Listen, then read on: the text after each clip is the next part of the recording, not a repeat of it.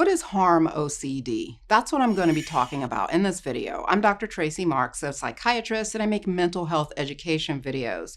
Today's video is based on several viewer questions asking me to talk about harm OCD. Harm OCD is a subtype of obsessive compulsive disorder. OCD used to be classified as an anxiety disorder, but now it has its own designation as a compulsive disorder grouped with other compulsive disorders. But it still causes a lot of anxiety. The core symptoms are obsessions, which are thoughts that intrude into your mind and get stuck there, and compulsions, which are rituals that you perform to decrease the anxiety that the obsessions create. You can have either obsessions or compulsions or both. You may wonder if the rituals or compulsions are to neutralize the anxiety of the obsessions, how can you have only compulsions without obsessions? Good question. It's probably not that common to only have obsessions, but here's an example. Suppose you don't feel comfortable going to bed without checking all of the locks on your doors, checking the house alarm, making sure you set your alarm clock, and turning off the stovetop. And all of this stuff is fairly time-consuming, especially if you repeatedly do them. But you've got it down to a science and you go through the routine every single night. You do this because of fear of not being safe or missing something, like not waking up in time for something. And let's say both of these situations are things that happen to you, like there was a break-in in your neighborhood, someone just next door, or you overslept for an important event that you forgot to set your alarm clock for. These incidents set off a cascade of checking behavior in you, but it's not like you think about these situations all that much. It's a nighttime ritual, and as soon as you get out of the house and get your day started, you don't really think much about the safety issues or think about missing things. If you had a corresponding obsession, though, you may be at work and suddenly start thinking about being harmed or being late to a meeting because you didn't set a reminder. Then you start checking your watch or asking people you know if you've missed something.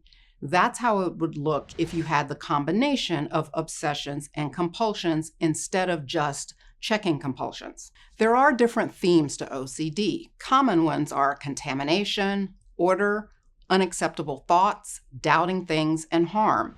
Religious OCD is an example of a type of OCD where you experience both the doubting and unacceptable thoughts.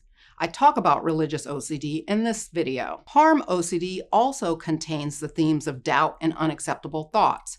With it, you're consumed with fear of harming yourself or someone else or someone close to you being harmed, even if it's not anything that you caused. These thoughts around harm cause a lot of distress because not only do you have the thought, but you can see an image of it. You can see it play out. For example, you may walk to the kitchen, and then when your spouse enters the room, you picture them hanging from a rope. Even if you know that you would never have anything to do with that happening to your spouse, just seeing your loved one look like that rattles you to the core.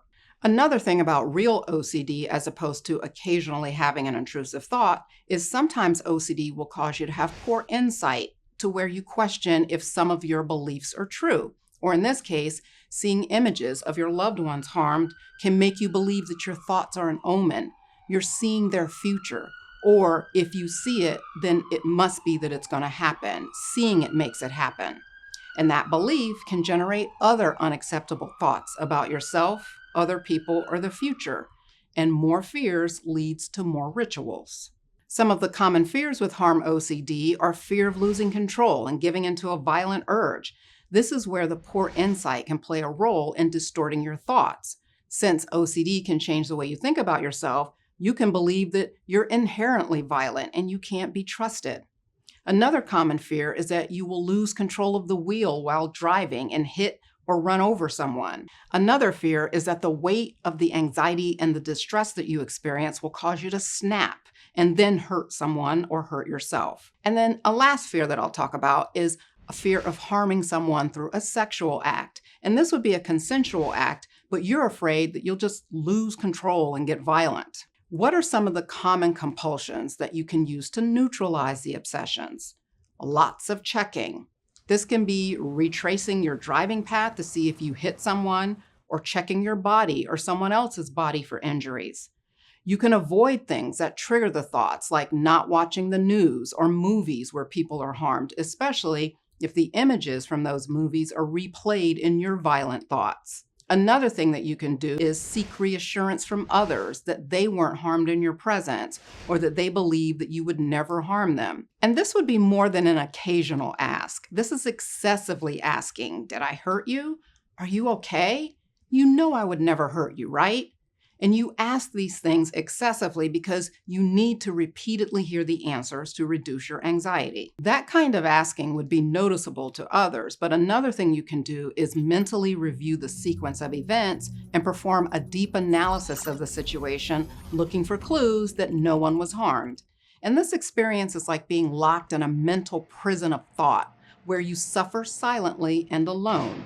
If you were doing it in someone's presence, they may just see that you look like you're lost in thought, but they wouldn't know how much distress you're experiencing with your mental rituals. So that brings me to, what do we do about this? OCD is not something that goes away on its own, especially once you start having symptoms that cause problems. It's like pacing back and forth in the dirt and having your path get deeper and deeper. It's hard to break the rituals without some professional help. The gold standard treatment is exposure therapy with response prevention.